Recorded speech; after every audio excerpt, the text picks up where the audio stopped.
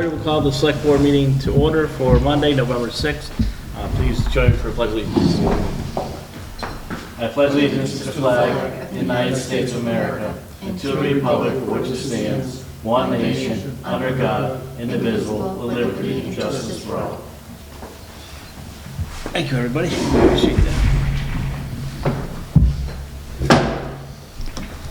And as usual, we'll have a couple minutes before our first appointment. Chris, anything you have to bring up?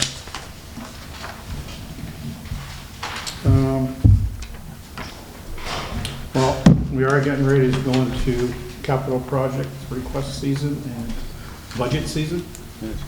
Okay. Seems like it's just finished. Yes, it does. And I have to get together with the personnel board to discuss what they're looking at for a COLA for the upcoming year. Okay. And hopefully I'll be starting to get the forms out to all the departments and getting them in and getting the process rolling.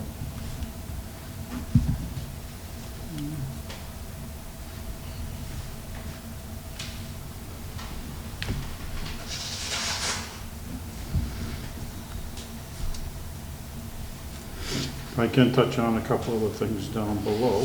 Sure. Regarding the Dufresne Pond dredging, did you want the engineering company to come in and talk about the report to you or not? I think it'd be helpful so we can understand it better. Okay. Yeah. All right, so I'll tell them yes. I'll Okay. try and set them up to come in and have a meeting with us Okay. to go forward. On the senior workout program, I had scheduled a meeting with the chair of the finance committee. However, I was unavoidably out that day, Yeah. and I'm trying to reschedule with him at this point. Okay. So I am moving forward with that. I know Jeremy did send an email to the company regarding the playground equipment. He has yet to hear back from them. We haven't heard anything more from the Five Corners Hallen request. Really. And the MWRA water issue, I have not done anything with that at this point in time.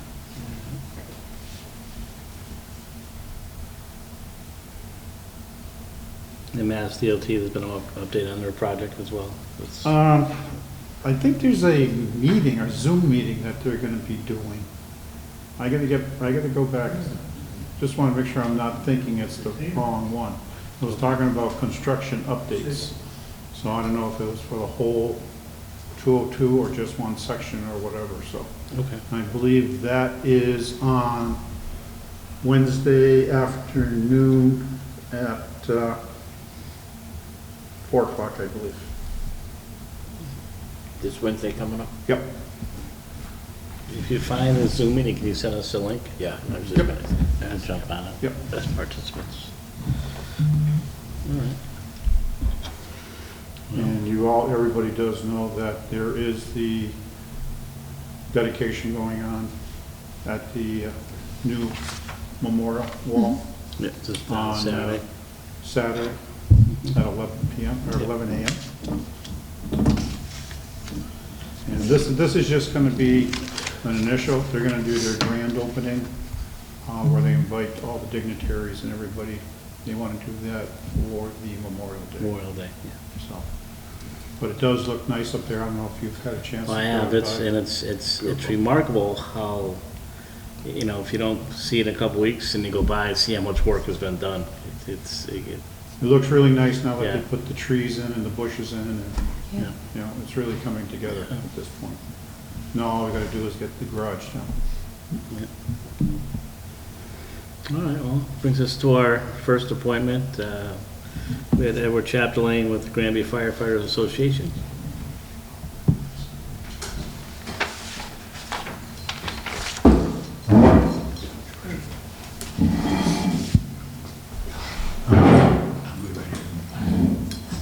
Good evening, my name is Edward Chapdelaine. George Randall. Mr. Randall and Mr. Leocampos, Granby Firefighters Association. We were here a few weeks back to talk about the 38 fire truck engine. We've done some further research, and think at our last meeting, we talked about responsibilities of the town and the firefighters association with the building and how it would be handled. We've come up with a few talking points, and again, these are talking points that can be massaged in any way to, the discussion points, if you will. So we discussed one of our meetings that the town, we're requesting that the town supply electricity to the building. The reason being is because we don't own the property. To get a meter would probably be impossible to get a meter for a building that's on the town property. The electricity that we'll be using will be very minimal, all be LED lighting. We expect usually maybe 4 LED lights in the bay, some outlets, a trickle charger for the battery during the winter, exterior security lighting, if you will, stuff like that. We're also asking that the town maintain the grounds around the building, meaning cutting the grass, what they normally do anyways. Monitor the building with smoke detectors. Part of the system may be hooked up to the safety complex, and that same alarm system. If the property is sold, the public safety complex, that the 38 move to the new building, wherever that may be, whether it be inside the building or another, maybe take another building and build it on site. The Granby Firefighter Association will notify the town when we enter the building, basically probably the dispatch, what we normally do anyways if we're entering another building, dispatch will be notified. An entry log of who's coming in and out of the building, and we request that the town add the building as insured under its insurance policy for that facility as a, like a shed, if you will, an accessory use. Firefighter associations will do the following. We'll install some exterior motion lights, cursory maintenance to the building, meaning just keeping it up, clean, swept. It's aluminum, and it's building is aluminum, and it's, I think it's the paint is fused or it's an epoxy, so it really wouldn't be any painting of the building. We'll post the rules and regulations inside the building. There'll be no routine vehicle maintenance in the building. We will use a battery maintainer or trickle charger, a drip pan underneath the 38 to catch any leaks or monitor any leaks, which we haven't had any so far, but that would be there. No museum activity inside the building. We would inspect the building and truck weekly. Entry key to be kept at the fire station. Entry logs to be kept at the fire station, as well as names, date, and time. Chief to be notified of entry by Granby Firefighters Association. We also, Mr. Randall here, did some research for the building, and we've got a price for a 30 by 30 building of about $15,000, which is a pretty decent price. We expect the concrete to be probably around $5,000 to $10,000, and so the initial outlay will probably be around, like that. The initial outlay might be around $25,000 to get this thing started. Wiring and electrical stuff will probably. We have people that we know that are electricians certified. But again, a building permit will be pulled, electrical permit has to be pulled. And the other thing, I believe that Chris had requested or wanted to know the distance from the well to the closest point in the building is 230 feet from the wellhead to the corner of the building. So I don't know if George wants to add anything. Yeah, price on the building that we got a quote is $15,080. That includes state sales tax, but the town is tax exempt and so is the Firefighters Association. We have an 04 number. Lose my train of thought here. You may be thinking to yourself, why such a large building for a small truck? 30 by 30 is a 900 square foot building.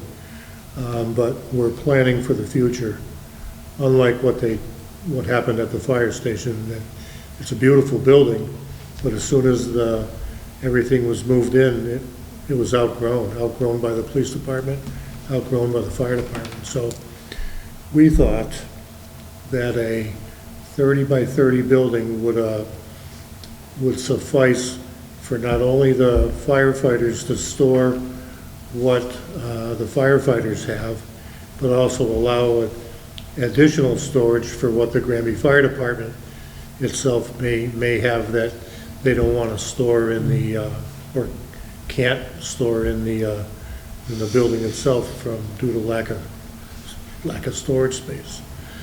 So we thought that it would be a wise idea to plan for the future. But before I get too far ahead, I'd like to thank Chris Martin for looking into this to see if the firefighters would be able to do this project on town property. I think it's a really important project to preserve the old truck. It's the first piece of equipment that the town had, and the firefighters spent a lot of time, a lot of money on the truck 6 or 8 years ago, doing a restoration on the truck. And we knew the day was coming that the truck may be asked to get out of the fire station, and the time has come. The former fire chief wanted it out of the building, and you declined his offer, or you declined his request. But Chief O'Neill would like to have the truck out of the building. And we understand that. He doesn't want to see it get damaged or have anything fall on it. And when I was in the station a week or so ago and had a look inside, there's a lot of stuff in the station that's stored around the truck. And it's stuff that's going to be put into service and so on and so forth, but it's there. It could get knocked over and could get shoved up against the truck or whatever. So along the lines of what we were thinking here is that how would we pay for that, you ask? Fighters Association has a couple of fundraisers that they've formed committees to do. One fundraiser would potentially generate some sound money. The other would be a small amount over time. We thought there's a local senior Boy Scout looking for an Eagle project.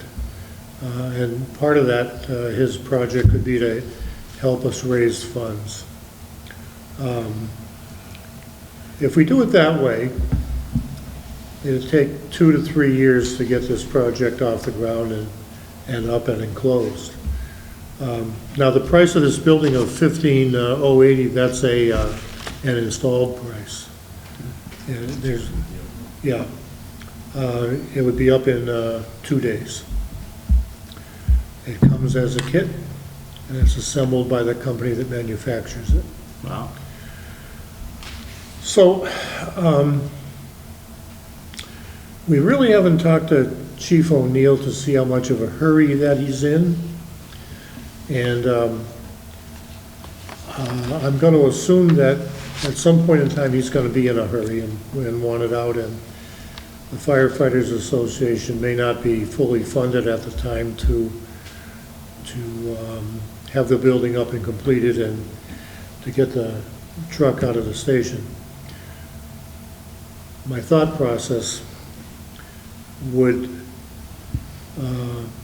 the Board of Selectmen entertain a petition motion for town meeting to have the town fund this project initially with the firefighters raising funds to reimburse the town. So, I don't know if that's possible, it's just a thought. so Monday, I know we reached out to our town council to see what we were able to do. And as the chair for the select board, I had a conversation with our town council, Brian O'Toole, which I tended to bring up to the board this evening. He has concerns in regards to it, and a lot of the concerns comes down to liability for the town. And not to make a conversation any longer. Sure. He did offer if we want, myself, him, and if you'd like to join us, obviously, as the representatives from the Firefighters Association, to talk to him about it, and he can explain to us some of the concerns that he has, some of the options that he thought might be possible Sure. in doing this, or the other option, we could do something like that. But also I know that the other board members, I'm sure, want to be part of it, so we can do that first, have that conversation I with think him. that's a great idea.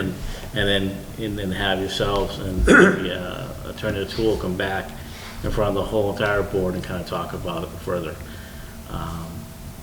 I think that's a great idea, because he mentioned some of these other towns that kind of did the same type of, I think you mentioned Belchertown and their firefighters association, some things that the town did in regards to that. So, I mean, obviously, he is our town council and looks Right. out for the best No, no, interests no. to protect the town, which is our responsibility as well. So, and I'd love to have that conversation Sure. with us, with him, I- so we can go into this project with our eyes wide open. I think that's And we're not important. making any mistakes that we may end up being, 10 Sure. years down the road saying, you shouldn't have done that. So, Do you have any tentative dates that you may want to meet with Brian? I or- don't, I mean, we can get together in an email type thing, and I can reach out to Brian and see what's available, and we can probably go down to his office or something sometime, just have that conversation, It's, Did he express what concerns he may have?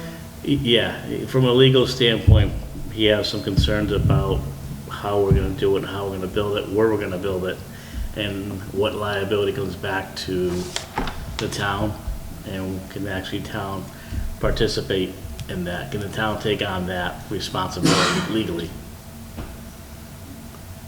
Without us, like, in a roundabout way, it's almost if the town decided to build the building itself, and, look at what are other options to do, is if they, almost to the, well, could or may not be able to lease it back to the firefighters association. Are these things that the town can do? sure. Or, the town could, the town could purchase property and donate that property or sell it to the firefighter association for $1 or something like that, which takes the town's liability out of it, or something The like only that. issue is that the spot that we have, we don't have any frontage in a public way. So I see what you're saying, Yeah. purchasing another piece of property or something like that, but. Again, he's looking at the best way that, and not the best, but the way we can do it where it legally limits the responsibility or liability for the town. So that's what his concern was, and I was on the phone with him for probably about an hour, and he was he's all for it, thinks it's a great idea. It's just the appropriate way to do it. So again, like you said, so 10 years down the road, we're not saying you shouldn't have done that. We got to look at doing something different now. Right. So, Well, I think that's a great idea. I mean, we didn't think of that, I mean, we're just in a thinking and trying to plan stages to, we need to keep Chief O'Neill happy. Yeah. And so far, he's been very, very cordial about the truck. And, yeah, I think it's a great idea. So will we hear from you at some point in time? You'll speak with Brian? Yeah, why don't you, because I don't know if everybody's email or not, but if you send everybody's email to Chris, Chris can forward them off to me, and then we'll get in a group email with Attorney O'Toole and just set up a time. And I'd like to set it up within the near future, so by our next meeting, we can come back to the board and, you know, and we can discuss it further. Sounds, So maybe sometime later this week. I know we have the holiday coming up at the end of the week, so maybe early the following week or something like that. and that's great. And the list that, that Ed read off to you about what the responsibilities were for the town and for the firefighters association, that's just something that we brainstormed at a committee meeting. You know, there's room for additions and subtractions, and but Chris asked us to come up with something, and I think it's a kind of uncharted territory. yes, it is. So he's looking at all these different, you know, laws that may apply to Sure. the liability, so it's gonna take some time, so I think, you know, I can only discuss so much with him. Right. So my knowledge of what you wanna do, so I think us having a conversation all together with him and, you know, be able to answer a lot more questions and kind of decide what's the right path to go, and that's, Sure. and then we can bring it back to the other board members. So I'm going to speak for the entire committee, and I want to say thank you to Chris and for looking into this, and thank the board for your time and courtesy and thoughtfulness on this project so far. Yeah. And I think it's an important project, and I know we want to make sure we move forward, but make sure we move forward correctly, so we don't have Absolutely. any obstacles down the road. Okay. Understood. All right, thank you. All right, thank you. Thank you all very, very much.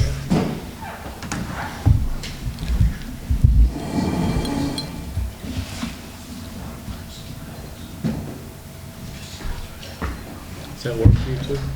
Yeah, yeah, no, that's good. I Makes think that's a sense. great Yeah, idea, okay. yeah.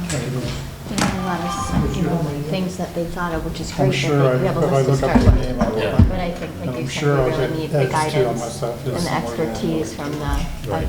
town council to make sure we do it right. Okay, thanks.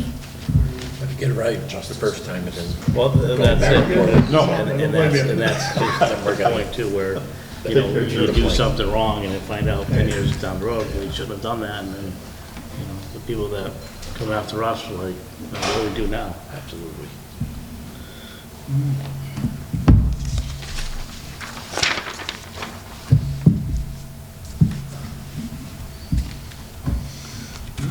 Yeah, we have Thomas Earl. This is the paint stewardship for Massachusetts. Yes, sir. You get a promotion. You get a promotion.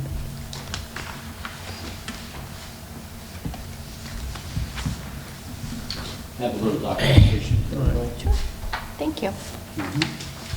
Appreciate that. The top sheet is your summary of the bill, and beneath that is a sample resolution. And my card, should you have any questions. And I see you already have brochures, so I won't hand out more, though if you wish more, I do have them. And what the brochure gives you is a full listing of what is and is not recyclable.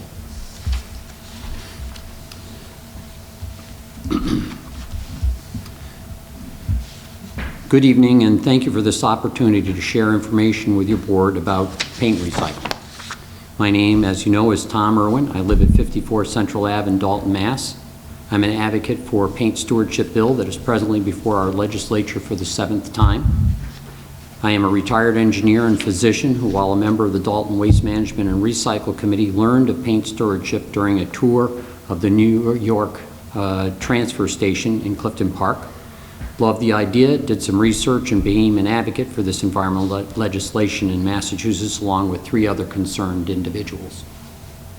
You might ask, why is paint stewardship needed? Massachusetts generates 5.2 million tons of trash annually and has 3.2 million tons of incineration capacity. The remaining 2 million tons of trash need to be landfilled. However, only 5 active municipal landfills exist in Massachusetts and no new landfills are planned. The majority of these 2 million tons of trash need to be hauled out of state to places as far away as Ohio, Western New York, or South Carolina. This is expensive and has a very large carbon footprint.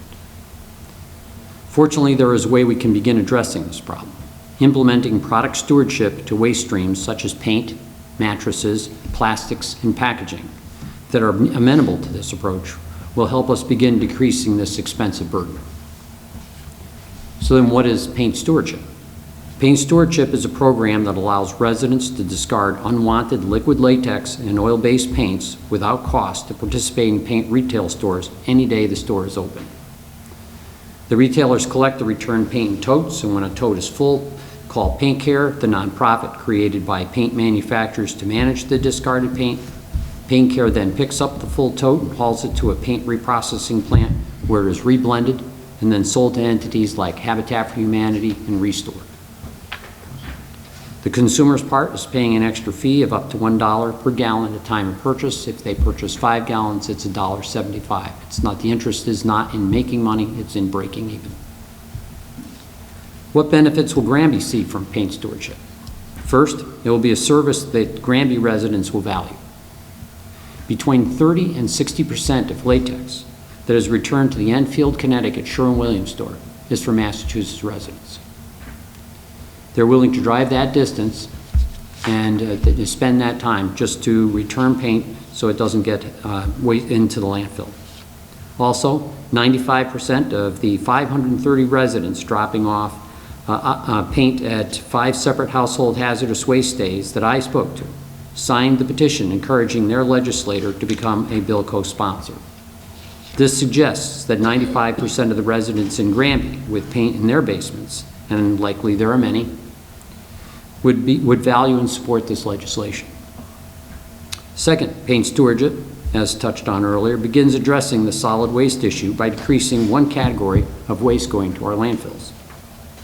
Third, it will also significantly decrease the toxic waste created when oil-based paint is discarded inappropriately. Fourth, it will present no cost to municipalities and will decrease household hazardous waste day costs as demonstrated in our neighboring states of Connecticut, Rhode Island, Maine, Vermont, and New York, who already have the law. Fifth, it will decrease greenhouse gases generated by the paint industry by 4%.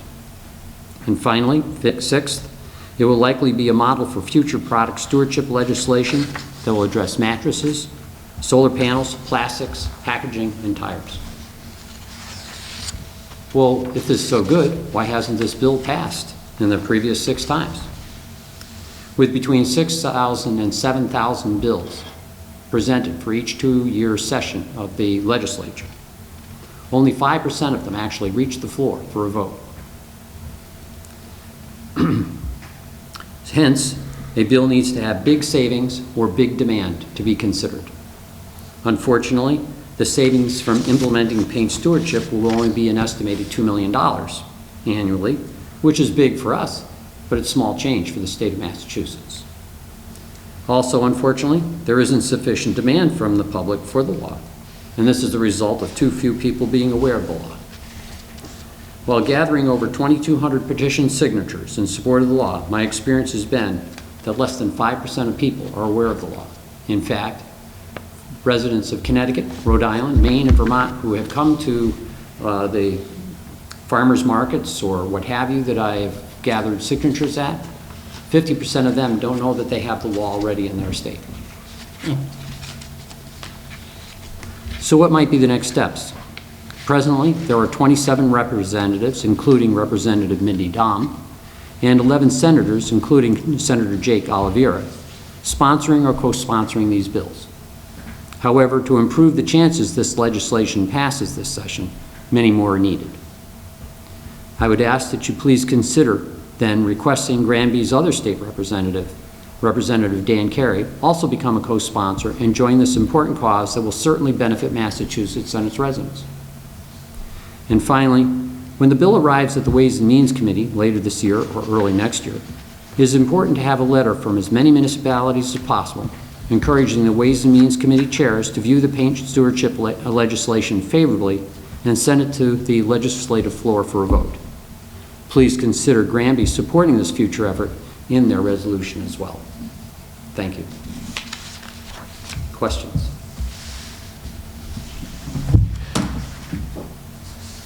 How are the constituents in our town?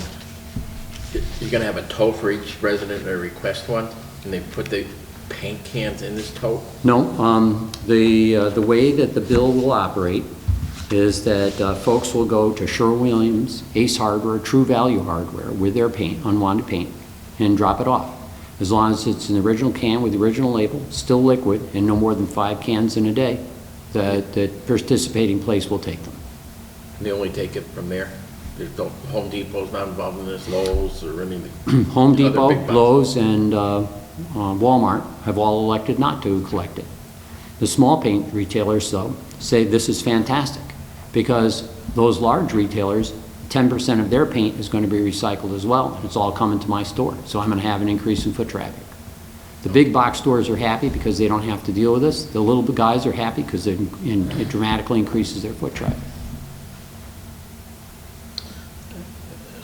So so the cost is, how's the cost added in? When someone drops So off a can, they're charged for it? No, the dropping the can off is completely free. The way this operates is when you purchase your paint, you pay 75, and I'm using 75 cents because that's the number in Connecticut, Rhode Island, and Maine. I think it's 85 cents in Vermont and 75 cents in New York. Oh, that's added on to the purchase price. Yeah, after you're finished with all the purchasing stuff, you pay an extra 75 cents at the time. It's not taxed, it's just a fee. And that fee goes to Paint Care, the nonprofit that does all the hauling and the reprocessing, to defray the cost of the hauling and processing. And in the 11 years that this law has been in the state, been in the state of Connecticut, that fee has not changed by even a penny. It's stayed steady at 70 because it's about breaking even. It's not about making a profit. And the way the law is built, Paint Care pays for a third party to do an audit of them, and then the state reviews that audit with Paint Care to assure that the Paint Care is not losing money and not making money, breaking even.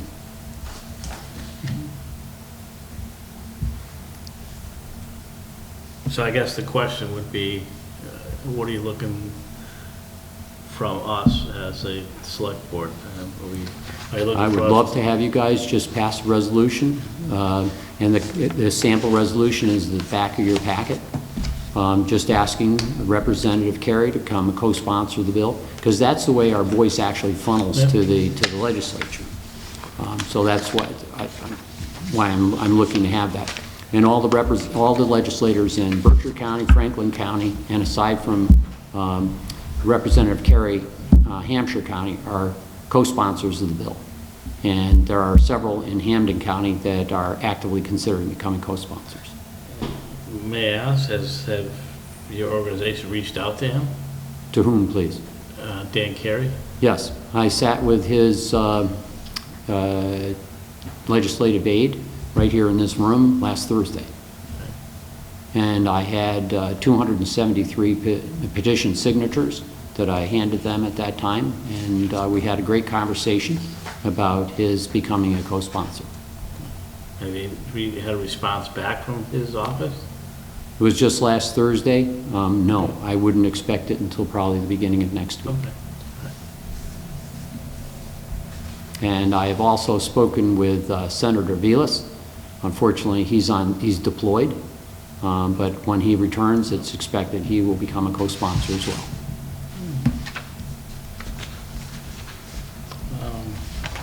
What are the board's thoughts on this?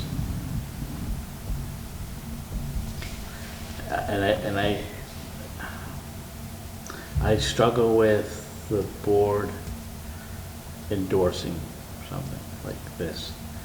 And I say that as a board, but I think as individuals, we're each a select board member, and myself wouldn't have a problem reaching out to Dan Carey. And I'm fine with talk that. about it. So I think that's more just, Dan knows who we are, so I think it's, we can reach out to his office, Yeah. if we support it. And I'll say openly, I do support this. I think it's we have you know, as you kind of said earlier, we have a huge waste problem, and it's not getting any better. And we just create more waste, and you know, what happens is these other states start saying, you know what, no more waste from other states, we're only doing our own now. Right. Or these businesses, because they just don't have the spot. I mean, even in the state of Massachusetts, the governor has passed an executive order with limiting the purchase of water bottles from state agencies. So, because of the concern that there's so much waste that's not Plastic being, waste, recycled. So I think you're on the right track, and you know, and I think you'll start to see just with mattresses and things like that. I think it's just an ongoing problem. We've seen here just in the past couple of years, just the cost of, you know, someone wants to dispose of a mattress. And we all know when those costs get too much, what happens? People just start dropping them on the side of the road, unfortunately. And it becomes other people's cost, you know, so. The state of Massachusetts, or excuse me, state of Connecticut has a mattress product stewardship law already. And for them, I'm very pleased to say, it costs $18 a mattress at the time of purchase to cover all costs in the lifetime of that mattress, or box spring, which I think is fantastic. In Dalton, we have to pay anywhere between $55 and $60 a pop for mattresses and box springs. We were just, It's $100 here. $100. To get rid of it. So That's the a lot. mattress, yeah, I'd rather pay And $18 box springs on it, yeah. 5 years ago, and telling you where the mattress doesn't cost you anything, I right? think we need to go to Dalton. Right, absolutely. So But I think that's the beauty of this type model, is that all of those costs and everything is all agreed on ahead of time. The recycling, how the mattress is to be recycled, is also built into the law as well. Well, I think, is it Tom, but is it Thomas or Tom? Tom? Tom.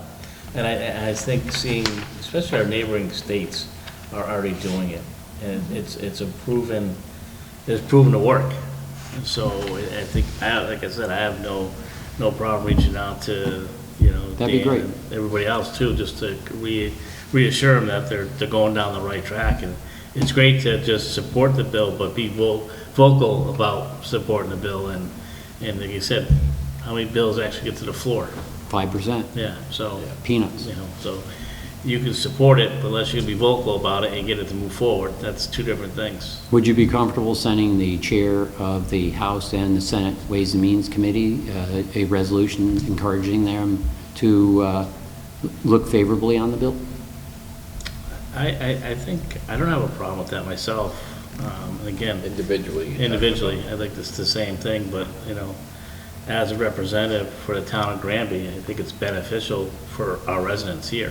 Mm-hmm. And I would encourage other cities and towns to do the same, because again, because of what happens, people throw these, you know, they throw the paint out in the landfill and stuff like that, and they put them in trash bags, you never know they're even there. Amen. You know, like I said, and you see mattresses on the side of the road and so on and so forth, so, And I need to clear out my basement, so that's a good thing. I'm one of those guys that has about 10 gallons. you know, so it's time to start taking steps, because, you know, like most things, we start taking steps when it's too late. So we I need to agree. be forward thinking and start making that process for the future now, right, you know. Be beautiful, thank you. And I think we're behind a little bit, because like I said, you got Rhode Island, Connecticut, New York, Maine, Vermont, They're all around, they're yeah. all doing it, so. Right. I have my comments that I made this evening copied, and I have copies for each of you if you'd like them. I'd appreciate that, I Yes, would. thank you. Thank you very much. Thank you. And it's well received in all these, our neighboring states? Yeah? The engineer know, right. said before I got involved in this thing, there's no way I'm doing this if I'm getting smoke blowing. So what I'm going to do is I'm going to go to each one of these states, and I'm going to go and talk to the retailers and the people in the state ahead of time, find out what they really like. And there isn't a state that doesn't love it. In fact, I've talked to the vice president of Aubuchon Hardware, And his feeling is this is an essential service that we can offer our customers, and I'm delighted to do it.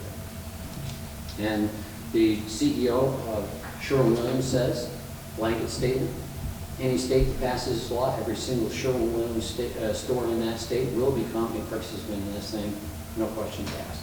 They have one exception in Pawtucket.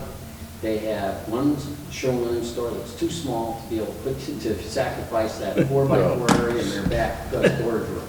And other than that, to a store, they have participants. No, I think it's, yeah. Yeah, it's a great idea. That's good stuff right there, really is.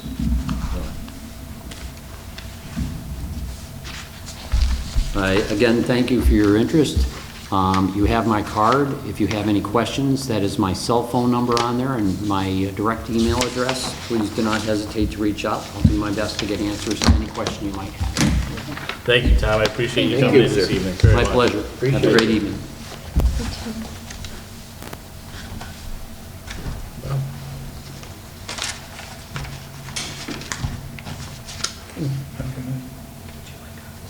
Connecticut's been doing it for 10 years, Rhode Island 9, and Maine 8.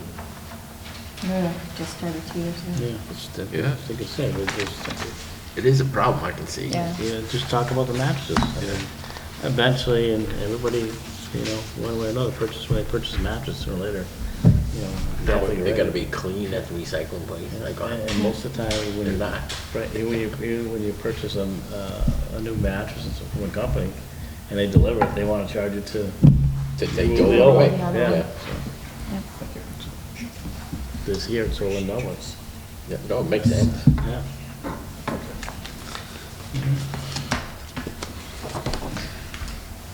As a parting comment, you might find this story interesting. The Retailers Association of Massachusetts, which is the only entity that contests this law at all, and for reasons that they haven't fully disclosed, complained that if the law was passed here in Massachusetts, residents of Massachusetts would go to New Hampshire to purchase their paint. I find it humorous that in reality what happens is Massachusetts residents are actually going to Sherwin-Williams in Enfield, Connecticut, paying the 75 cents at times because of the convenience of where the store is located. And they are happily returning their paint there, and people who have not, we have a bigger problem with residents of Massachusetts attempting to return their paint to paint care states rather than trying to avoid paying the extra 75 cents. Right. And it's not belittling their point, that's fine. It's just, I think that there's just a lot of information about the desire of the people, and it's not surprising, because Massachusetts is very environmentally sensitive. Yeah. I don't see people driving an extra couple miles to save 75 cents. Not gonna- That's the price of gas. Again, thank you. All right, Thank thank you. Thank you.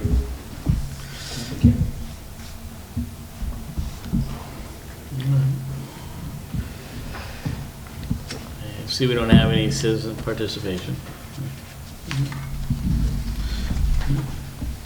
You're up, sir. There's one other item I wanted to touch base with the board on.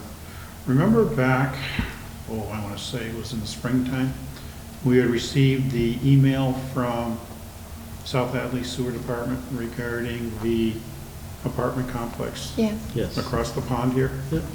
We got our first bill for FY '24, and we are being billed for 32 units over there now. Okay. Back then, I had drafted a letter to send to them to wish me to dust the letter off and update it Yeah. to, so that we can get it to them, because we're gonna have to pass that cost across. Yeah. We can't absorb a 23 No. unit EDUs on No, behalf of one. right, no, we'll send that letter to them. It's no different than any other resident that lives, that's paying that, so. Yep. And the other bad news is I got an email from the town administrator in South Hadley, and the EDU price for South Hadley is gonna go from, I think, $280 up to like $360 per EDU. Big jump. Yeah. So that's gonna create a problem for our users who are on a fixed income. You know, just trying to get that out there now, to try and get this, so people start to realize it's not us. The large increase is mainly gonna come from being able to, Because they're paying more to have the water treated and everything, sewer. Yep. Should we consider drafting a letter and send out to all All the people? people who use or put it in their sewer bill. for I this think put year. in Yeah. the sewer. Put- bill. Yeah, that makes sense, yeah, instead of more postage. Or depending if it's, depending on the timing, if it's not, you know, I don't want them to, you know, if we need to send it out prior to them getting a sewer bill. No, this is gonna be for next fiscal year, Okay, all for right, the large increase, okay. okay? Yeah, we gotta- But I'm just trying to forewarn everybody that, hey, So when does the sewer bill go out? sewer bill will go out probably around December or January. And the new price will start, Won't start until like a year after that. okay, I think that's fine. If they Yeah. give Enough warning. Yeah, that's good. So, like I said, I just want to let you know that South Hadley has to increase it because they're Yep, yeah. basically losing money now. Yeah. Yeah. So, As long as we let everybody know so they don't get sticker shock. yeah, Yeah. yeah, so. Yikes. um, It's unfortunate, but just like everything else, the cost of doing business is going up, going up. Yeah, no. I just want to just talk about when the firefighter association was here. A lot of great ideas. However, it seemed like the town was picking up a lot of Yeah. financial Yeah, I was costs wondering about that. associated with that. I thought they were just gonna do like solar for the electric. Well, that's what I thought at first. Now we're gonna have outside lights, inside lights. We have to make sure it's secure. We're gonna have to have a security, like security unit in there that's attached to our system. I have a problem with that. So, a lot of the conversations that I had with Attorney O'Toole was about a lot of those things, and the liability or responsibility that the town could be taking on, should be taking on, and shouldn't be taking on. You know, it's almost, or it should be separate from one another. So that was what he said, so we don't wanna make sure the town's not taking on something that it's not, they're responsible for taking on. You know, for us to have to insure the building, Yeah. does that unit belong to the town? Or does that belong to the firefighters association? Right. But I was a little confused too, because I thought they had originally said that they were gonna pay for the building, and now they're asking taxpayers to pay for the building, right? Or did I What they want us to misunderstand that? do is to pay for the cost and then they'll pay us back After after they do get fundraisers. fundraising. But Okay. I have a problem with that too. We don't know what kind of how long it's gonna take for the fundraisers. Or if, you know, if We they pay- do one and then they all Yeah. decide we're not gonna do it anymore. Yeah, You know, like the roast beef, used to be the roast beef dinner at the church all the time. Well attended by the firefighter association. Then the old timers got tired of doing it. Nobody wanted to do it anymore. And that's a lot of things that Attorney O'Toole and I were talking about, where what becomes liability. Right. And concerns where is there certain things that the town can do if they're concerned about the fire engine, the truck. Obviously, the town can, the people of the town can appropriate funds if they wish to do so, the funding is there for that.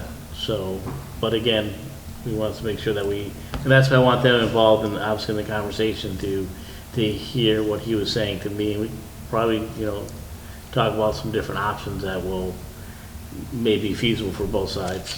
And I say both sides, it's not really both sides, but where, our responsibility as well as, is protecting the town from, we're not entering into, any agreements that we can't fulfill or leaves us liable, for anything in the future, so.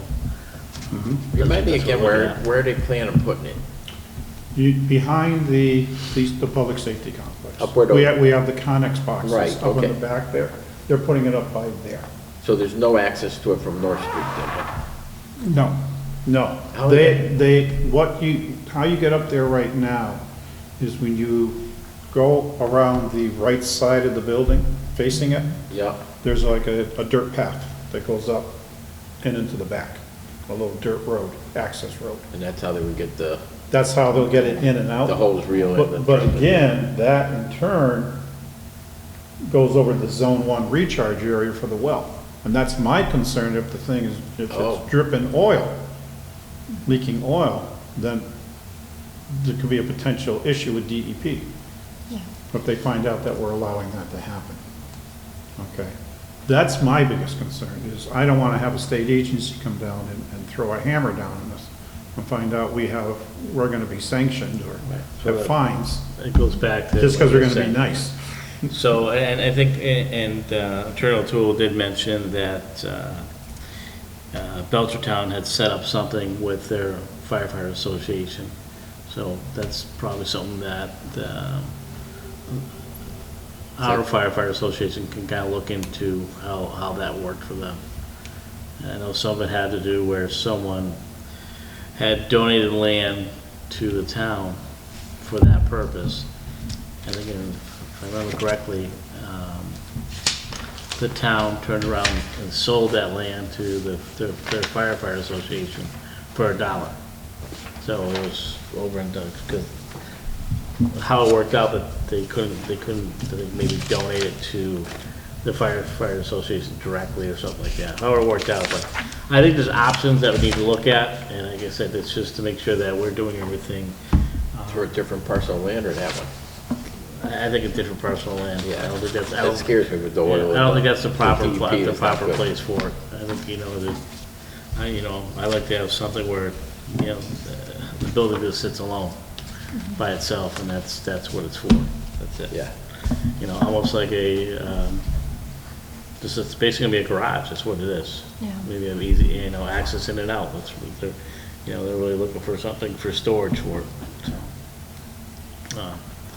Those are things that we can look at too. But it's an awfully big building, 900 square feet. Even though he's saying to store stuff for the fire department that they don't use, I have a problem with that too, a little Well, bit. yeah, 30 by 30, so the truck is, 8 feet wide and probably 20 or so feet long? Yeah, and you got the hose reel too that's going up there. Yeah, so, but, it's just, Some of the old uniforms or, but you may find out, the difference between a 20 by 20 and 30 by 30 building is a heck of a lot more money, so you may And- want to get the bigger building. and just so you know, that if we purchase the building, prevailing wage comes in for the construction of it, or they don't have to pay that. Right. So that price is gonna go up. And that's why I think, like I said, I think that for us, or for them and us, is to kind of find out how Belchertown did it, and I'm sure other towns or cities have come across the same type of thing. It's just, it's making sure that, again, that we do it right, that's all. But in some of the other communities, they had a building that housed Already. the old fire station, and that they had a building already sitting there, which I think made it easier to transfer it to a firefighter association. Yeah. We just have basic land. And when I talked with Attorney O'Toole, he had a concern that the statute doesn't mention land. It talks Right. about buildings, Right. but not land. But like I said, somehow Belchertown did the way they did it, and so, so instead of reinventing the wheel, we can find out how they did it. And like I said, it's gonna be a good conversation. 'cause They probably made him a committee appointed by the board. Right, to and be probably honest with something you. they had to, and to figure out, again, is what's the right way to do it, so we can move forward. 'Cause, I would imagine most of the town of Granby would be in favor of doing something to, protect the history of the firefighters. But there are some issues with trying to get power out to that site too. Yeah, I don't think it's the right site myself, I think it's better, I we'd be didn't better off either, somewhere but else. I'm not trying Yeah. to say yay or nay on this, but I just see a lot of issues. I get it, because that's where the safety center is. Right, And yeah. I think, we could probably have a better site for it, that's easy access and to work better on it. But that's, can be open for I think a further discussion, stuff like that, might be, some land is off 202 or something that's just, who knows, and I think too, where we talk about fundraising, well, when you talk about having a certain purpose and people coming out to donate and things like that, $15,000, $30,000, a golf tournament can raise you $10,000, $15,000 in doing a golf tournament or something like that. So I think, with that, and, that's some of the conversations I will have with them is that, when you have a particular thing that you're trying to do, and I think, just like building the wall, memorial wall, people understand that that's something that's focused on that particular piece, and, where you're trying to do something in a short period of time, and like I said, you can get donations from, different companies, different organizations to help you move forward with something like that, so. Another thing I want to talk to you about, at the last meeting, everybody thinks the bell disappeared from the Kellogg Hall. That's missing in action. It's not missing in action. It's in a secure location. It's locked up, so people can't get to it. The idea is, we were going to incorporate it into the wall. We want to build a gazebo to be able to hang the bell in it and to be able to use it during our Memorial Day or Veteran Day ceremony to ring the bell in memory. Because the issue is the reason I don't want to just hand that bell off is because during the Iran hostage crisis, our former moderator, John Lalonde, every day climbed the stairs in Kellogg to ring that bell for the hostages, all during the Iran hostage crisis. Okay, so it's history for the town too. So I just don't want to think that people can take it.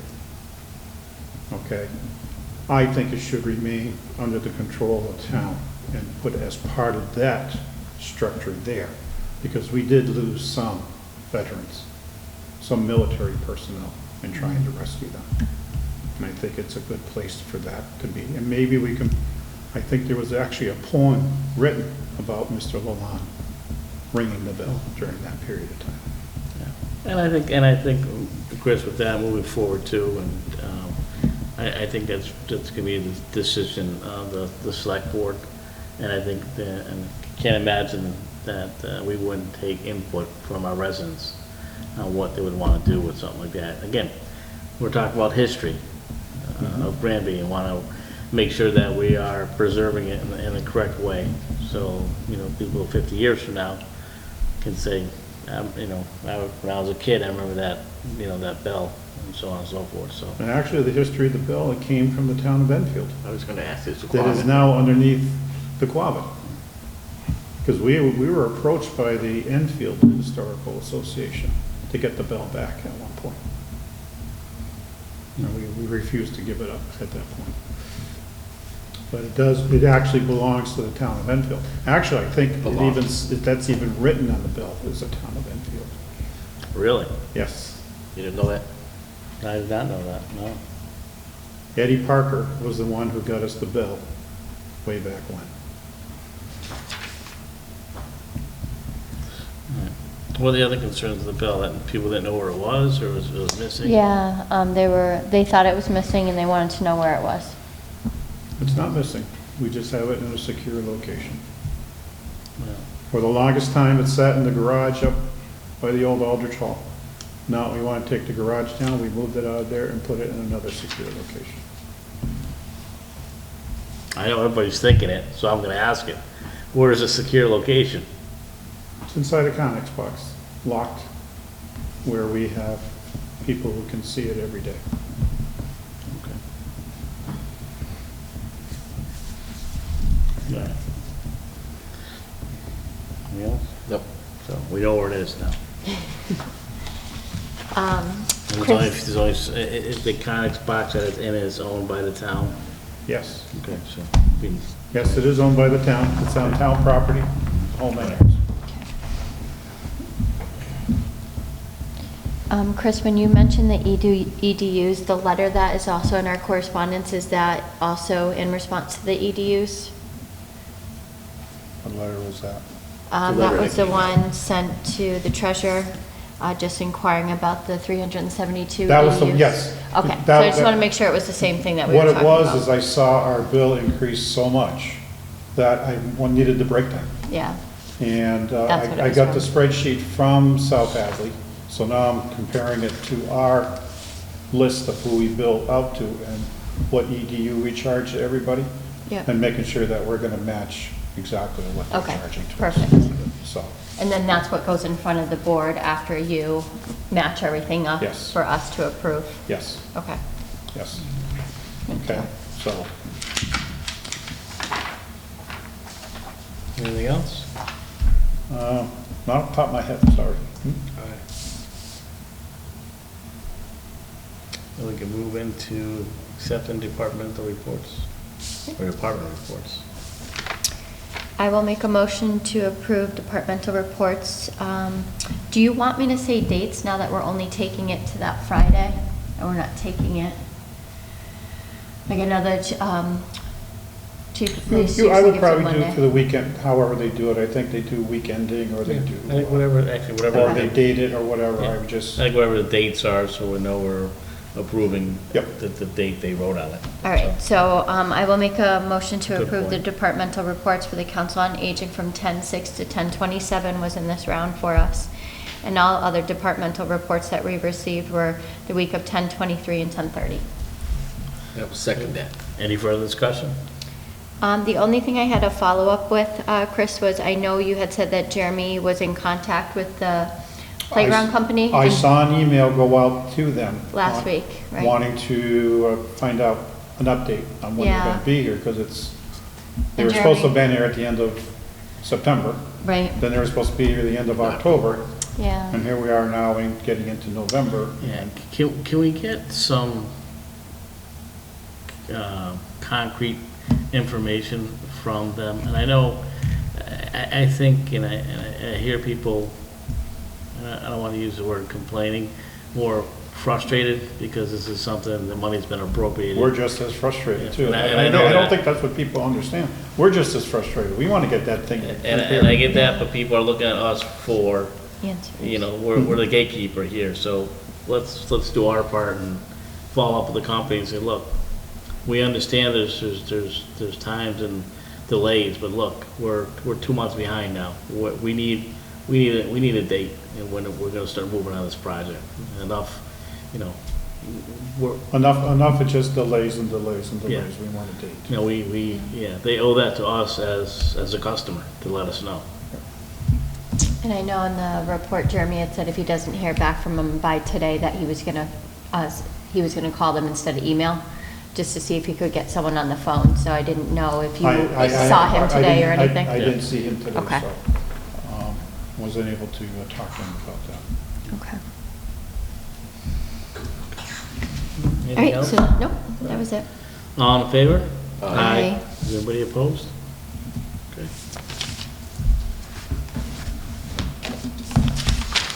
I just want to mention something to the board too.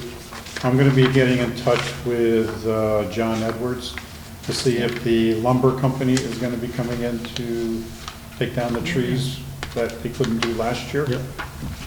Because we are coming in November and hopefully the ground will be freezing soon. And just to see what their plans are for taking care of that part. Yeah. 'cause we'll- If I remember correctly, he's gonna do the 2 sections. No, I'm only doing the first He's only section. doing the first one now? On the He was calendar. supposed to go out and look at the next section, I think he did already. but I don't think he's come back in front of us and identified the amount of board feet. Still working on the first section. Which is the Kendall Street side. Yeah, I know that, the first, what is it, 30 acres or something, right? Because we already received the money for it. You know, we just need to, I just want to see when they're planning on coming in so we can I start getting prepared for that too. thought when he was here one time, he mentioned trying to do them both. We never did an RFP on the second one. Okay. Yeah. I think everything got tabled because of the wet conditions last year that. Yeah, it was too warm. He just said put it on hold Yeah. till next winter. It destroyed too much of it, yeah. But I just want to see if they have it in plans of when they're trying to come in to do it, so. All right. Oh, I'm sorry, Chris, one more question. When is the yard waste? Because they said they put it out front, and I November must drive by 18th. it at least a couple of times, and I don't remember the date, so I just wanted people to know when the yard waste It was. was in October, November 18th. November 18th, okay. That was yard waste? They did And yard it's waste. grass, it's gonna be in a disposable bag, and it's gonna, Yeah, it's grass and leaves no- and twigs. yeah, twigs, no branches or anything like Yeah. that. If you got caught doing it, he was gonna, Yeah, the first one was in Eliminate their October, Right, it's gone by. yeah. yeah, this was, And I think the next one is the 18th, yes. Yeah, Okay. November 18th. I saw it. all right, the reason why I'm asking is the National Honor Society is doing the leaf raking for the seniors. So they were inquiring about what they needed for supplies for the kids. So they're coming So to I just want to people's make houses. sure that we know what the date is for the seniors to drop off the leaves, Oh, or if okay. they can find someone to bring it to the highway department. Okay. Yeah. So what is the National Honor Society going around to houses? They, Elders' houses? they rake, they do fall cleanup for the senior citizens who sign up for it. So anywhere from 10 to 12 houses, depending on how many National Honor Society students we have that year. So do we miss the sign up? No, we actually only have I already 6 give them. houses. So, we are looking for 4 more, Okay, yes. I'm good. And they're doing it on Friday this week. Nothing like last minute for you. Well, I mean, the good news is just about all the leaves have come down, so, I mean, Yeah. I'm sure, and Not if in people my are yard. listening. I used to No? have trees with green leaves on them. A lot of mine and my neighbors have come into my yard too. And it's interesting because I have a maple in my backyard, and the maple's usually the last one to go, and it actually came down quick this year. That's Yeah. here for planting trees there. Oh, and before you move on, trash pickup along the area of Bachelor Street where the culvert is being replaced. Yeah. We've been having the highway department going and picking up the trash to those houses because the trucks can't get down there. Yeah. And we're having the highway, they pick it up Tuesday mornings, right Kathy? Tuesday mornings. They put it in and then we need a waste management truck to dispose of the recycling and the trash, so. How close is that project to being done? I was talking with David today about it, and he was saying they were finishing up the footings on the 2 sides, the final part, before laying down the actual span. So, but he wants to start pushing them too, because it's going on a month now, since they started. Snow's gonna And- fly soon. And he feels that they should be able to at least open up 1 lane of the new culvert to allow the traffic to flow. So, A lot of work.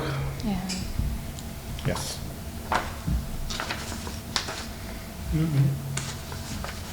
How about maintenance warrants? Yep.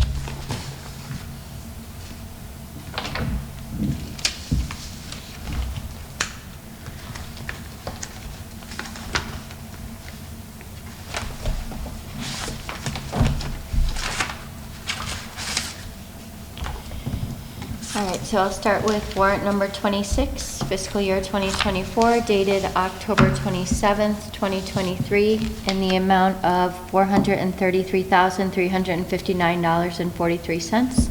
And this is a payroll warrant. So I'll make a motion to approve that. No second that. Any further discussion? No? Nope. All in favor? Aye. Anybody opposed? And I'll just abstain from the selectmen salaries and the teacher salaries. Should I say that before or after? I think I always say it after, but, Should say before. okay, Or, right, because you voted yes, but you've abstained from those, that's fine. okay. I'll I say guess it. either way is fine. Doesn't matter, as long as it's being Okay. said. Okay, As long as we get, as long as we get it in the minutes. Yes. okay. That's And all. and with that said, obviously myself and Rick vote out of necessity so that we can be paid. And you're welcome. Thank you.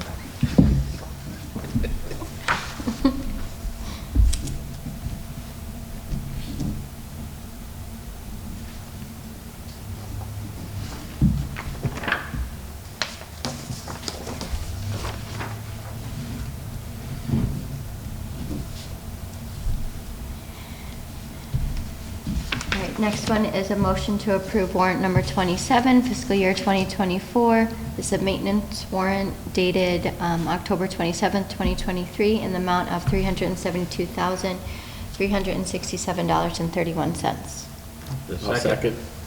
Any further discussion? All in favor? Aye. Anybody opposed?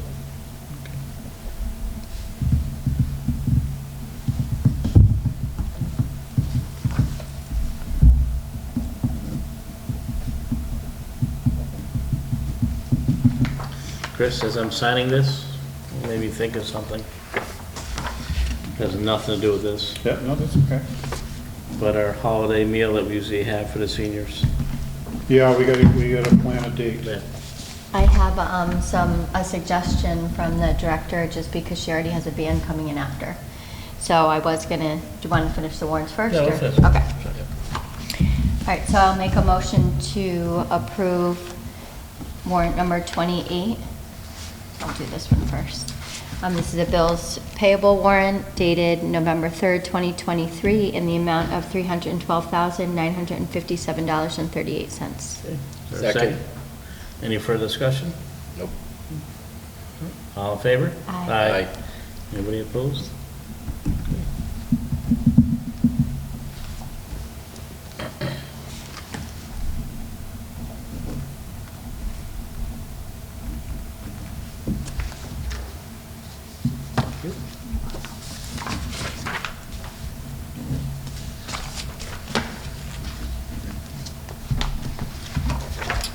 And last one is a motion to approve warrant number 28S dated November 3rd, 2023. This is a bills payable warrant for the school in the amount of $129,794.07. I'll second that. Any further discussion? All in favor? Aye. Anybody opposed?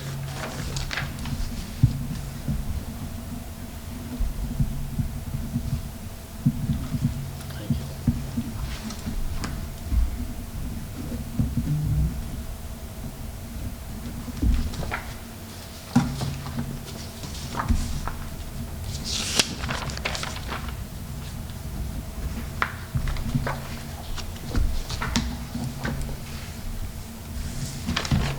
All right. Do you have any minutes to approve? I didn't see I any. have a couple done, but I haven't gone back to relook at them. Okay. Okay. All right. All right. Well, the next we have to approve and sign the special town meeting warrant for December 11th, 2023. Would you like me to read it? Well, before you read it, I do want to, because Chris, I know you were not here at the last meeting, and we had the West Street Building Committee come in and to talk about things. And some of the questions, or even some of the concerns, that at least I know something I have, was regarding the funding of it. No one really had an answer for that, because all we heard was that there's money for it. But, and so, obviously you weren't here, and I figured you'd have a little much more detail onto where the money is coming from. Okay. Basically, I want to use the ARPA funds for it. That's $1,880,000 we received in ARPA funds. Okay.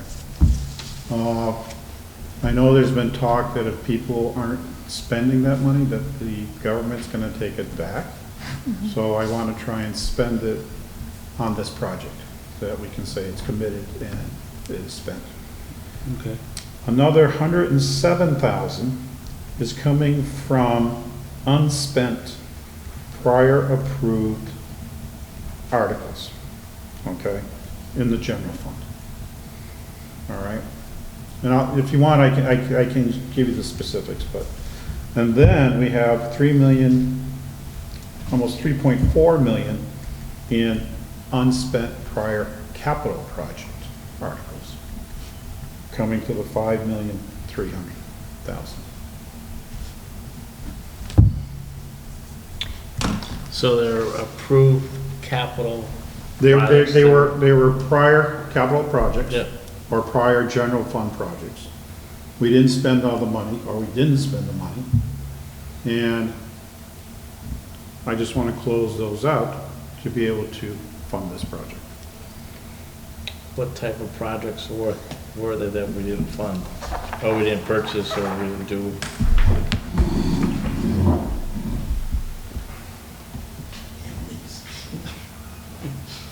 I heard that crack all the way up here. Yeah.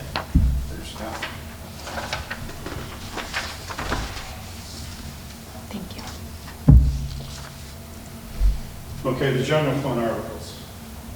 We had funded the engineering study, the prior one back in 2017. We didn't spend the full amount of that article. Okay? The next one was Can when you we just installed hold, the Chris, EV. just to get back to the microphone? I'm sure people are gonna be asking and hear what Chris said as you're walking around the room. Well, I was trying to speak up louder as I was getting farther away. But, I mean, we can hear you, but I wanna make sure that people that All have right. the opportunity to watch this. So under the general fund, there's 3 articles, okay?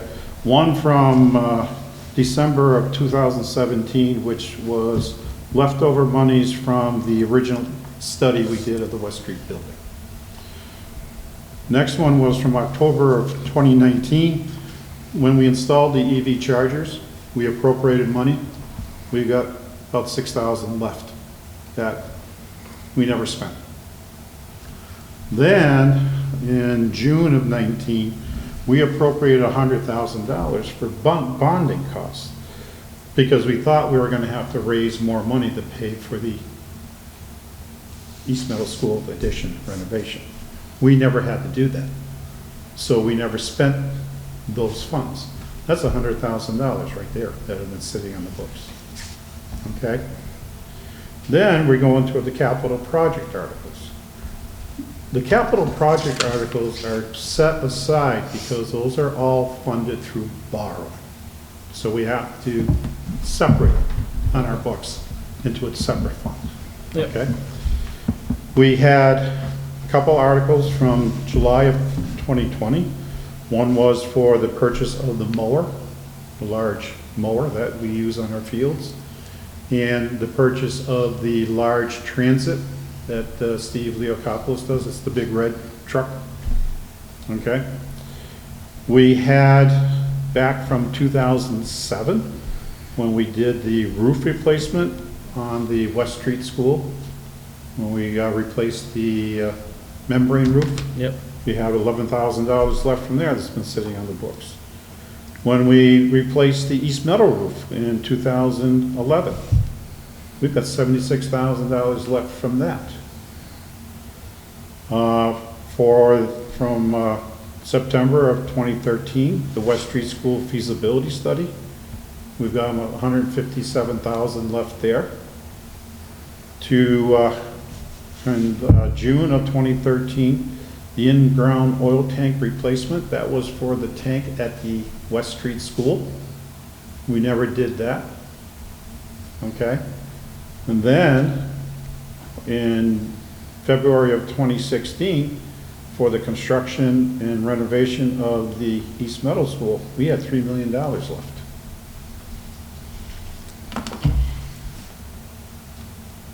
And all that comes up to the price that we need to try and put all our offices into one building. Where was the in-ground oil tank replacement? That was West Street School. The oil tank there, we were concerned that it was getting old, or the age of it, because it's been in the ground for quite a while. So we were gonna look at trying to replace that tank. What's our concern now with that same tank? Well, we talked with an engineering firm, and there's 2 things we could do. We could either pump it out and fill it with a cement slurry and just leave it in the ground. Or we can try and remove it. Okay? Try and do what? Remove it. Okay. Personally, I'd rather just leave it in the ground and fill it with a cement slurry, if it's possible. Okay? But that would be up to whoever we get for the engineering firm for the project. It's a single wall tank, right? It's a single wall tank. So therefore, if we remove it, we risk You risk the tank of Spilling splitting. in on the soil around it. Yeah. Yes. So the slurry seems to me the smarter way to go. Well, that's why I'd rather go that option too. Yeah. You know, call in the company, have it pump out the sludge, pump out all, whatever oil's left in there. and then Appropriate just- tests are gonna be done around it, make sure it's not Yeah, contaminated. that's gonna have to happen. Yeah. They'll probably do test borings around to see if there's any contamination. And if there isn't, then that's probably the best way to go with this, with the project, I agree. okay? And the next thing that came up was to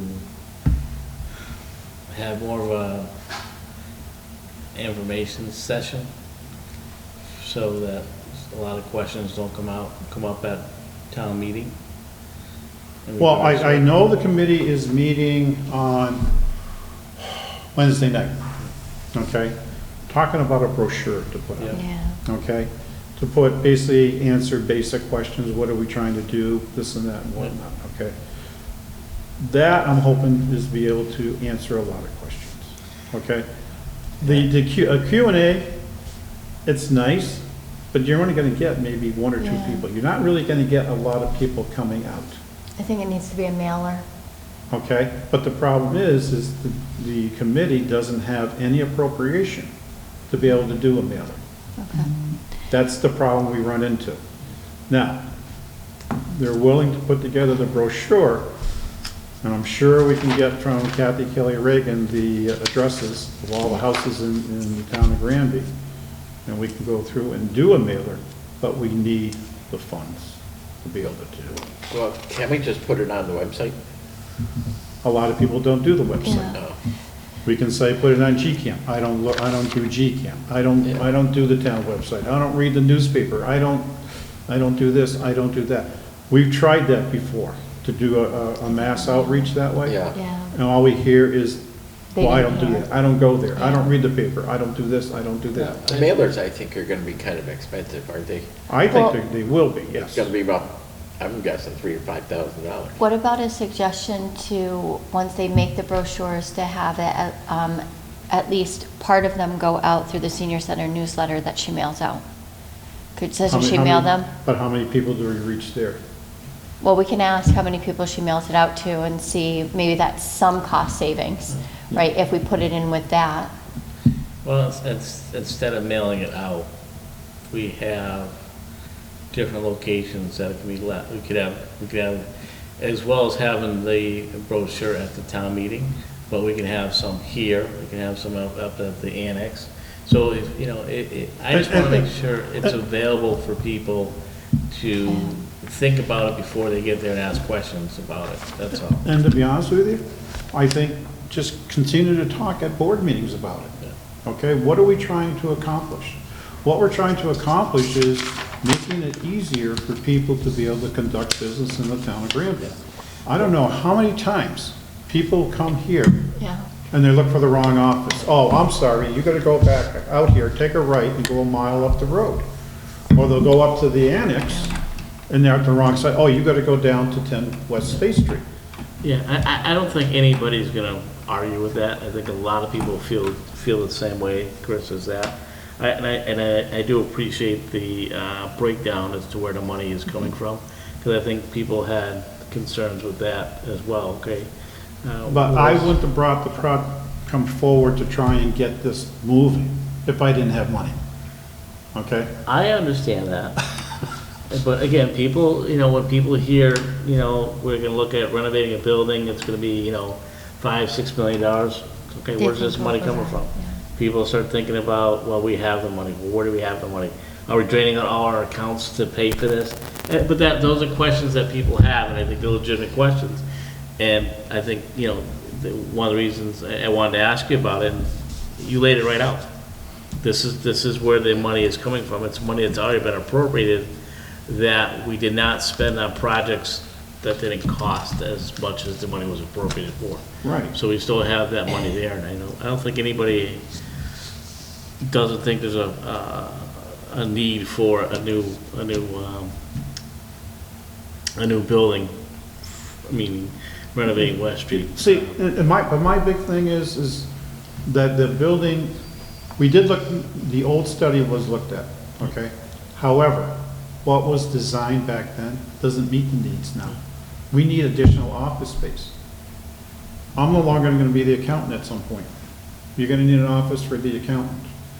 We need an office for the conservation agent. We need an office for the planner. We need an office for the veteran services officer. Where do we put these people? We don't have any space to put offices up Like I together said, anymore. yeah, and I think most people believe there is a need for it.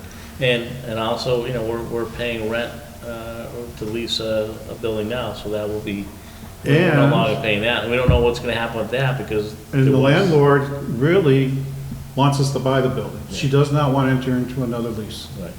okay?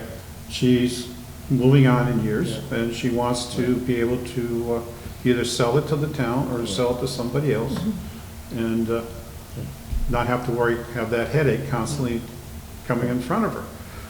I like the fact that up there, the old library is big enough to hold town meetings in. I believe we can take the old basketball court, turn it into an indoor pickleball court, which seems to be the fad nowadays. Be able to have that up there. I believe that, I think it was back in 2006, 2007, people were pushing for a youth center in town.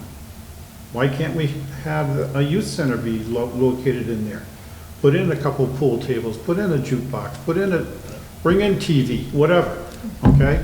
But my point is, this is all good stuff. And it's how we get this information into our voters' hands. So they have that information. That's what I'm talking about. I mean, You know, I'm not trying to sell the project, but I'm just saying that that building has such potential in it. and again, I think people Yeah. recognize that, but I want to make sure that, again, that people have the opportunity before they go to town meeting can, you know, and I do think that, as you said, Chris, the more we talk about it, it's gonna raise, people are gonna start talking about it. Oh, well, look at GCAN, they talked about it at the town meeting, or, you know, the select board meeting that's being discussed, some of the things that are coming out of it, so, I think it's great, I just really want it to be talked about, that we do have a good representation from the town at the special town meeting as well to, you know, fund something like this, if so the desire is need to be there. But I think that's, again, why I don't want to rush things. It's not like something that's got to be done right away, but I want to make sure that the town people are informed of everything that this potentially building can do. And again, if the cost is associated with it, if there's money already there for it, that's not gonna really affect the town that much. And the other thing we gotta talk about too is the old study and what the cost of the two buildings from the old study that we were gonna put there and how much more that went up. Well, I mean, what was it, $11 million, I think it went up to? for yeah, money? it did, 16 or plus the 65. fact is the That new needs- fire chief says that even those two buildings would be Would it- required need to the be sprinkler. sprinkled. Yeah, I mean, that was Okay. one of the reasons why we did the two separate ones, Yeah. correct? Right, but the laws have changed Yeah. between then and now. So we can't do that. So, and everything has to be sprinkled Okay. because it's a commercial operation. Yeah. So, you know, I'm just saying is, Well, that's some of the stuff I think the residents need to know is we looked at the old study. They did a great job on it, and I think it's Yes, just it was a so great cost job. prohibitive now to do something like that. yes, and that's the problem we're running into. Yeah. But like I said, is I keep looking at it, it's a great space for Boy Scouts, Cub Scouts, 4-H, whatever other group in town needs a place to meet. It's a great place to have them come in and meet. Yep. You know, you've conducted movie night for Friends of Dufresne. Why can't we do that indoors up there? Yeah, In the big winter. area? Yeah. You have the kitchen there, you have popcorn, you have hot dogs, you have whatever, soda. You know, there's a lot of things you can do for community events to try and get people together to do things. Maybe hold dances up there. I don't know. For a guy who's not trying to sell the project, sure has got a lot to talk about it. It does have a lot of potential to do all It- those it things. does, and and It I- gives us the opportunity to maybe have that in the future. I think And it's a great opportunity. for us. That's what I want people to hear, so though, or at least those questions can be answered at town meeting in a informative way too, that some of the questions may be asked, yes, this is how we're funding it. These are some of the things that we're thinking. We know the building can have X, Y, and Z, and we're also planning for the future that the building can have these other parts of it as well. And I think that's what I'm talking about. So often at town meeting, things don't get laid out properly. And again, I want to make sure that people have a true understanding of what the town is trying to accomplish with the renovation of the building. You know, I do have to say that this group of interested citizens, when they came in here, at first, they really weren't sure what to do, but they've coalesced. They see the vision for that building. They see the uses. We had Representative Carey and Senator Oliveria walk through. They were impressed by it, okay? We've even talked about, and I'll start shutting up, but we've talked about maybe trying to do some incubator areas in there for small businesses to be able to come in and just have an office space, okay? Things of that nature. You know, like I said, there's so many things to do. I've talked with the police department. They may put a DARE office down there, a remote DARE office. Maybe we can run a DARE basketball shoot at night or whatever. It's just, you know, there's just so many things. There's a lot of potential, that's what I mean, where these are some of the things we're talking about right from the get-go. One of the biggest things we're talking about is office space, so we can have all our town offices under the same building, which makes it much easier for Even the school the department. citizens in Granby. But also with that said, there's so many other things that are, It's a lot of has so much more possibilities, yeah. possibilities and Yeah. potential. And the one thing that I would like to see happen up there, I know I won't be here to see it happen. You put the kitchen in there, start cooking meals there, and you open it up to townwide for people to be able to come and get a meal. Anybody, town resident, an elderly person, you come in, maybe do breakfasts and lunches there, you know, to be able to bring the elderly and get more people to come in and visit the place. You know, create a little, get some nice comfy chairs and a library or a newspaper, and people can sit and have a cup of coffee and a muffin in the morning, or You a can light even break a breakfast. or- cafeteria, little corners of the cafeteria, and do Yeah. something like that, yeah. Yeah, things of that nature, you know. But I know I probably won't be here to see it to come to fruition, but I really think that's where we need to go with it. Make it a shining star for a community center for the town of Granby. And I'll stop at that point. All right. Chris, can I ask you a couple more questions just about the funding? Sure. So for the West Street School roof replacement, are we still paying for the West Street School roof? Okay. Yes. And that, I think, didn't you say 2027 or 2028? 2027, I think it was, or Okay. 2028, I can't remember. I can get that for you. And then the East Meadow as well, right? The East Meadow roof, no, That's that's paid? paid for. Okay. That was completely paid for, but that's the amount of money we had left over from the original appropriation. And then when the taxpayers appropriate or approve an article, that money is, they then have to vote on taking that money out for that article, right? And using What it I'm for gonna be other uses? doing is basically reappropriating the money to a new project. Okay, These are considered available funding sources. All these Okay. projects are done. Okay? So now I can take and say, okay, I wanna take so much, when you do the motion, we're gonna identify to raise 5,300,000 and change to be funded as follows.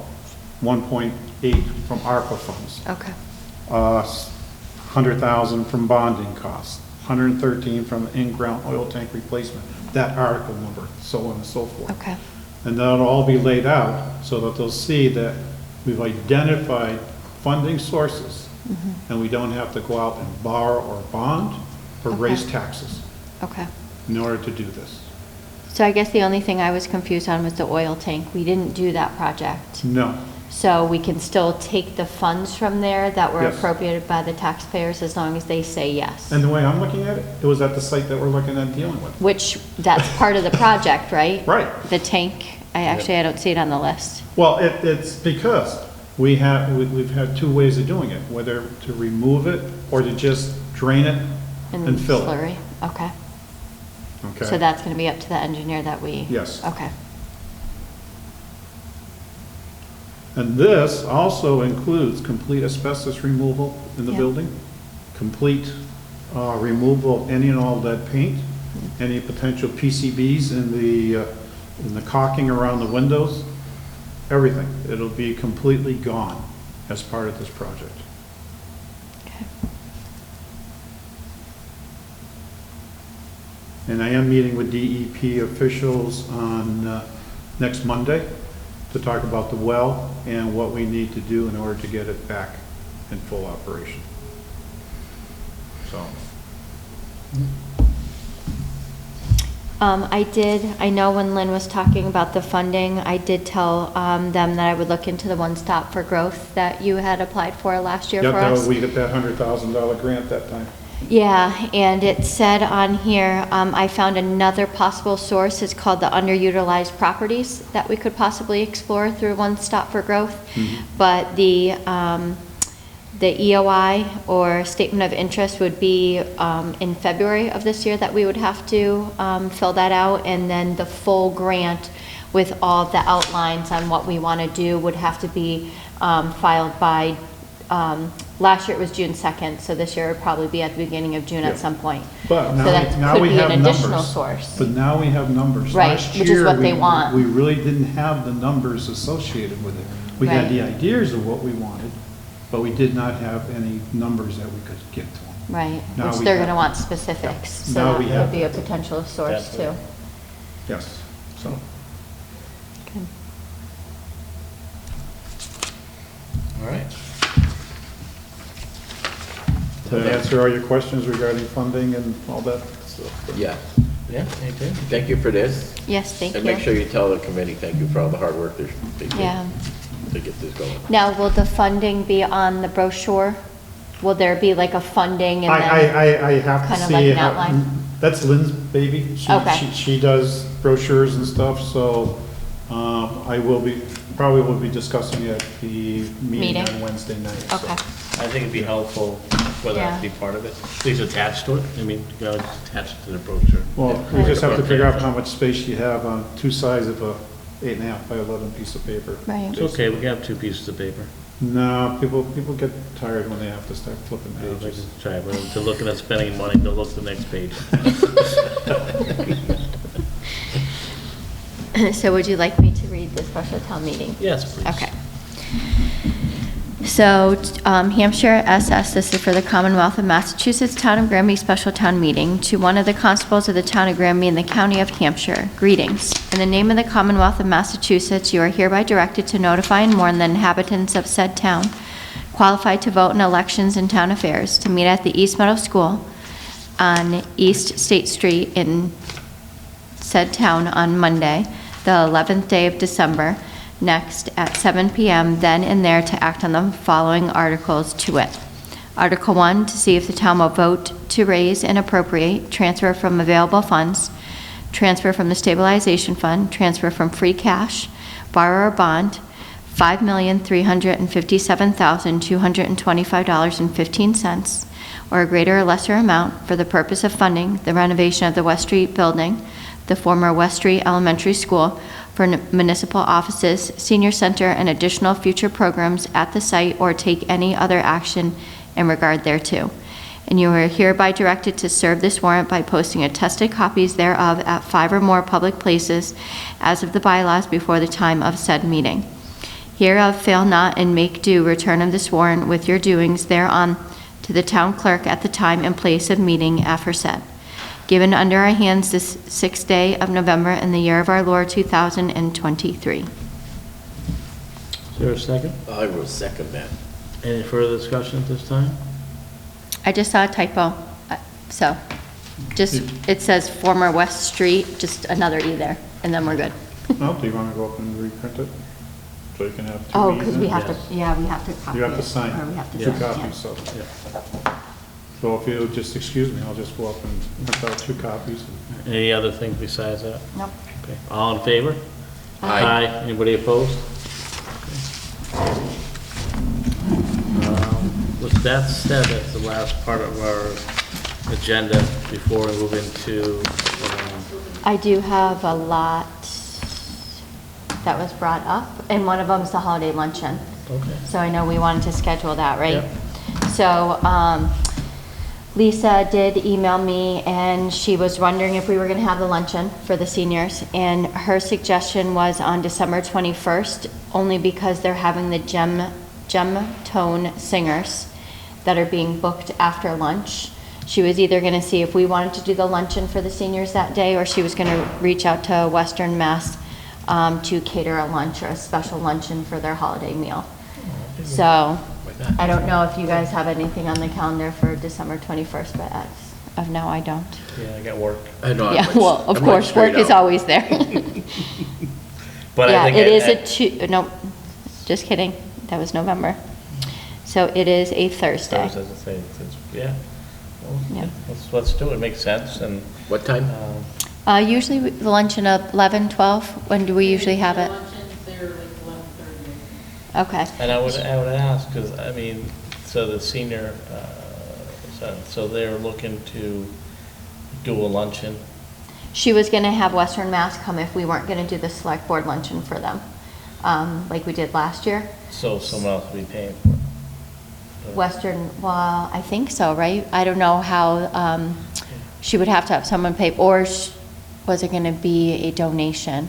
Might have been a I donation know we through always try to Western look at Mass. doing something in addition to a regular lunch, so it's almost like the select board recognizing the seniors and having a luncheon, so I don't want to, The way she worded it was that she wants to do something special for them, so if we can't do it that day, she will try and reach out to Western Mass Elder Care to see if they could do something, but it wasn't like something that they're offering. I'm fine with doing it, I just want to Okay. make sure that, the seniors aren't missing out on an Right. additional, a nice luncheon, so.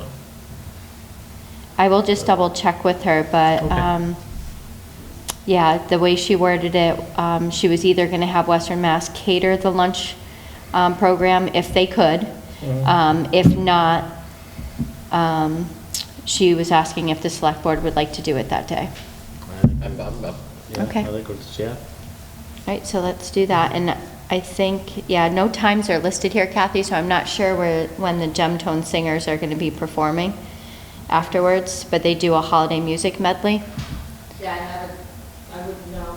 so we'll ask her for time, Yeah. so that we can, okay. Yeah, because, so from 11:30 to 12:30, then they have that at 1 or something.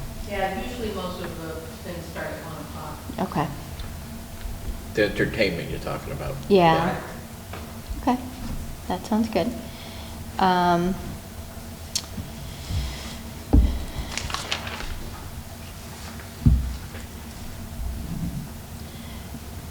Thank you. This one's first. You can keep on going, don't just stop. So,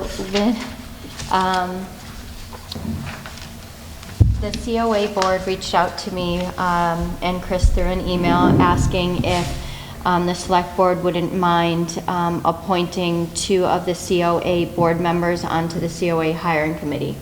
There is rumors around the Council on Aging that it is going to close January 1st. I don't know where those rumors came from, but I was asked to just reassure the citizens of Granby we are not closing the Council on Aging building.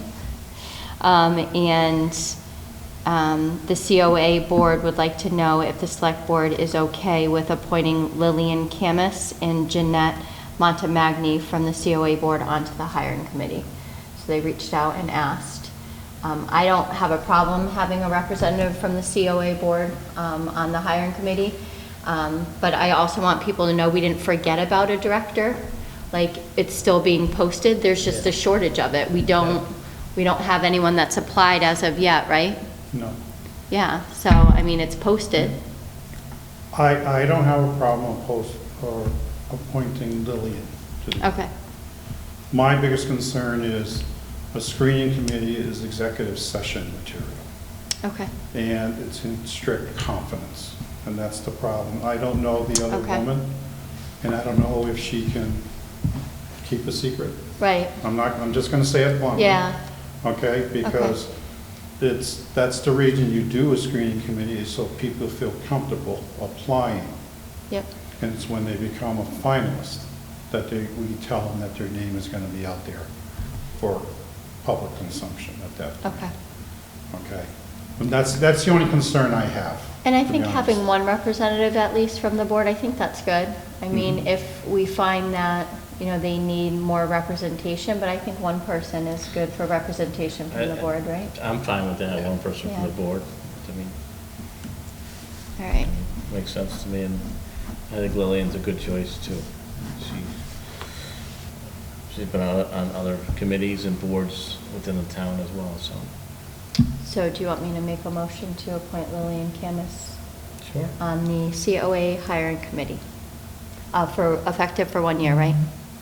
Is that how, How long do you want, June 30th? or, We'll do it June June 30th will follow suit with all the other ones, yeah. okay, so until June 30th, 2024. I'll second it. Any further discussion? No.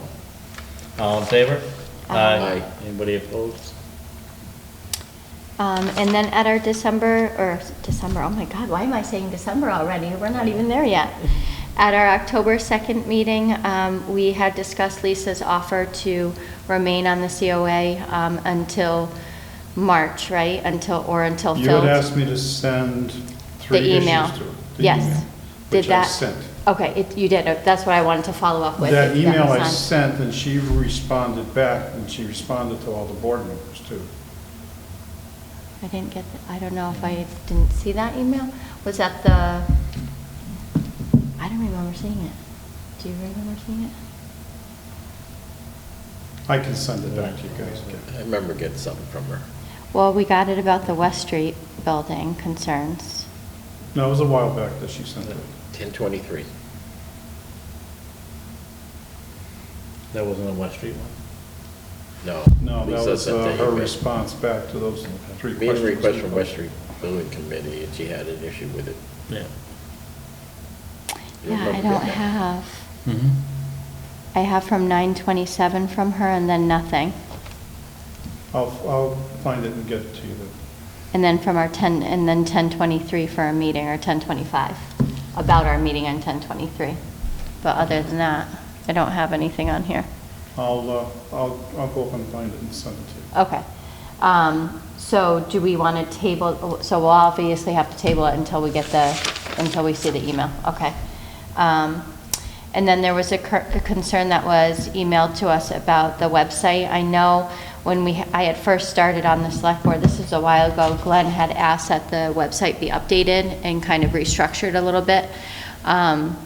So the finance reports, one of them, there was a concern that it wasn't underneath the finance reports, it was under the town meeting. I corrected all of that. Oh, it's been- About Kathy, yes. Yes. Kathy sent the email out, yeah. Right. Do we need help with the website, or is there word that the Again, website if is, some people don't tell me what's going on. Okay. Then I don't correct it. If somebody tells me to put something on, I don't take it off until they tell me. okay, And Kathy worked with me and sent me stuff, and I took care of everything she asked. okay.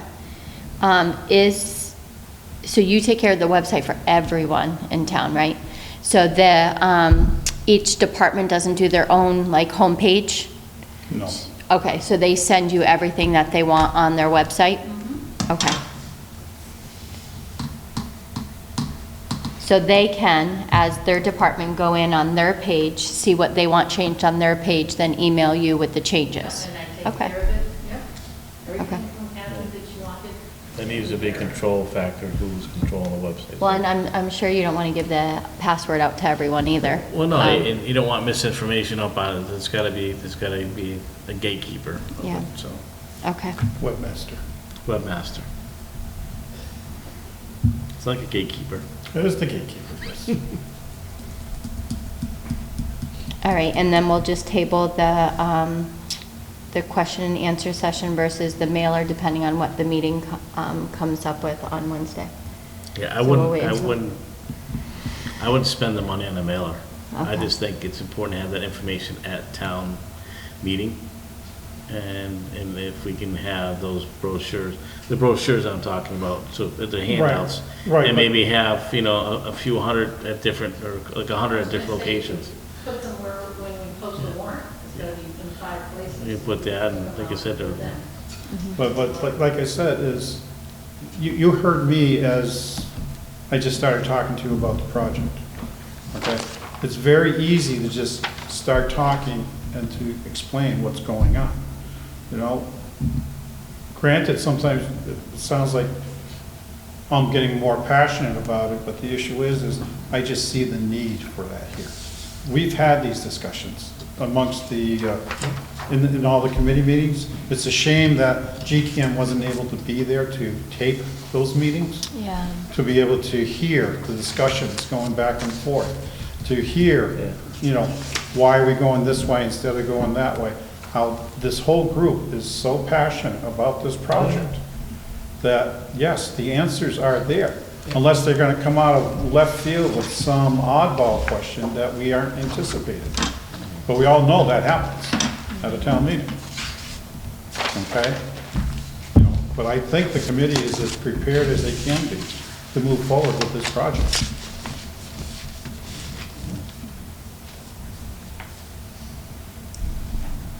and I would say so too. And I think that's why they feel, I know just listening to them talk about it, that they feel very confident in the information that they can provide, so. But with that said,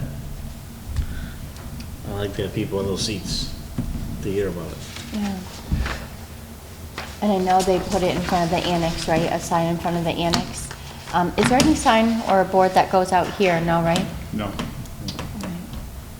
Well, that'd be an important piece too, because when you're talking about funding source, because this building will go up for sale. Yes, it will. So that would be helpful prior to that, if you just had an estimate what this value what the value of this building would be out there right now. Just it does help out as to offset the cost of some of that. I gotta. Plus the thing is, you know, they're still out there looking for state grants, you know? Yeah. Talked about putting up a solar field in the back, you know? I know there's federal funds for that type of stuff because the big thing is to decarbonize all our buildings now. Yeah. You know, that's the big thing right now. If we could afford it, I'd probably even look at a geothermal unit for a way to heat and air condition the building. But that's so expensive, cost prohibitive. We would never be able to do that. Yeah. All right, anything else from anybody? Nope, I think that was it for me. All right, well, if that's it, we're gonna move into executive session under Mass General Law 30-A-21-7, and that's for us to discuss ambulance abatements, and this is under HIPAA. So at that time, I'll ask for a roll call vote to go into executive session, and we'll come out of executive session only to adjourn our regular session. Roll call vote, Sexton, aye. Bowler, aye. Dufresne, aye. Thank you very much. Thank you.